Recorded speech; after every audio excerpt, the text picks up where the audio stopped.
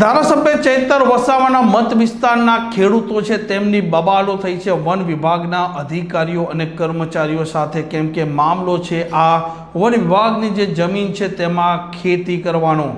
વૈષ્ણવજન તો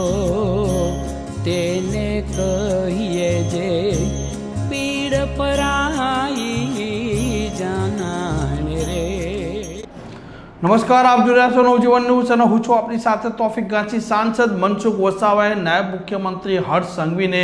આ વનકર્મીઓ છે તેમના સાથે આ શાકબારાના ખેડૂતો છે તેમની જે પ્રકારે બવાલ થઈ રહી છે તે મામલે પત્ર લખ્યો છે અને વન વિભાગના અધિકારીઓ કર્મચારીઓના સાથે આ શાકબારાના ખેડૂતો છે તેમનું એક લાંબા દિવસથી ઘર્ષણ ચાલી રહ્યું છે, કેમ કે તેમની આ ખેતી કરવાની અને વન વિભાગની જમીન છે તેની દાવા અરજીઓ છે તે પેન્ડિંગ છે અને વન વિભાગના કર્મચારીઓ સાથે જ્યારે તે ખેતી ત્યાં કરવા જાય છે તે સમયે ઘર્ષણ ઊભું થાય છે અને આ મામલો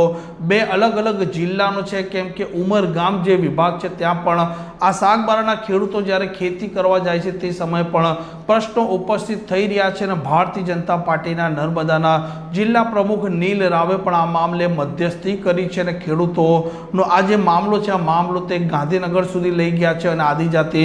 મંત્રી છે નરેશ પટેલ તેમના સાથે પણ બેઠક થઈ છે તેવું પણ સૂત્રો દ્વારા જાણકારી મળી રહી છે અને ટૂંકા દિવસોમાં આ ખેડૂતો છે જે શાકબારાના છે જે વન વિભાગના અધિકારીઓ સાથે જે ઘર્ષણ કરી રહ્યા છે તે મામલે તેમનું નિરાકરણ આવી શકે તેમ છે। સાથે શાકબારાના આ ખેડૂતો છે આ ખેડૂતોની સોમવારે નાયબ મુખ્યમંત્રી હર્ષ સંઘવી સાથે મુલાકાત શક્ય બને તેવું પણ હાલ સૂત્રો દ્વારા માહિતી મળી રહી છે અને જે પ્રકારે મામલો ઉપસ્થિત થયો છે તેના કેટલાક દ્રશ્યોને સંવાદ તમે જોઈ શકો છો। કોઈ વસ્તુની રજૂઆત કરો છો બરોબર, ધારો કે કોઈ 307 નો આરોપી હોય ને, ધારો કે એને ગુનામાં સંડોવાયેલો હોય, એ તો એનો વકીલ તો હોય જ છે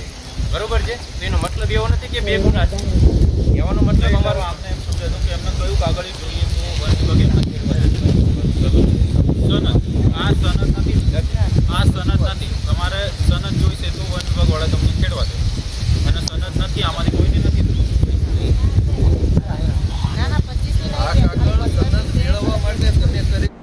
આમ સાંસદ મનસુખ વસાવાએ પણ આ મામલે જે પ્રકારે આ ખેડૂતો છે જે પોતે આદિવાસી છે તેમના સાથે આ વન વિભાગના કર્મચારીઓ અધિકારીઓની બબાલ થઈ છે તે મામલે તેમણે